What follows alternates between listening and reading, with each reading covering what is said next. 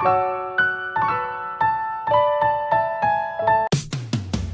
kasama dito, all kompleto dito, para gumaan ang hirap ng buhay. All sama-sama tayo dito, all tutok na dito. All TV, Pilipinas, saya all TV. Oras all, saya all, bawat pamilya, saya all. All TV ang saya, saya all.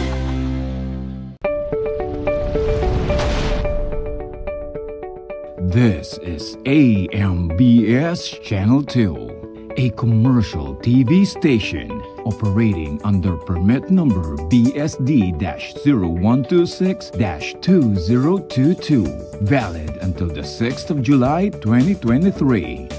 Channel 2 transmitter is located at Diliman, Quezon City. AMBS Channel 2 is operated by a professional electronics engineer, duly licensed by the Professional Regulation Commission. Engineer Erwin D. Senora, PECE number 0001448. And operated by the following personnel, duly licensed by the Professional Regulation Commission and National Telecommunications Commission. Romel G. Ardenio, ECE number 23097. Kent P. De La Cruz, ECE number 0077750. Simon Matthew S. Santillana, ECE number 79146. Mon Israel U. Bagay, 09-1PCAR-23697. Orlando M. Lagarta, 93-1PNCR-6016.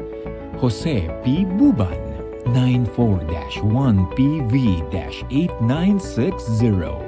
Rene O. Agravante, 93-1PV-5715. This is AMBS Channel 2. Now signing off. Bayang magiliw, pelas ng silanganan, alab ng puso, sa dibdib ko'y buhay.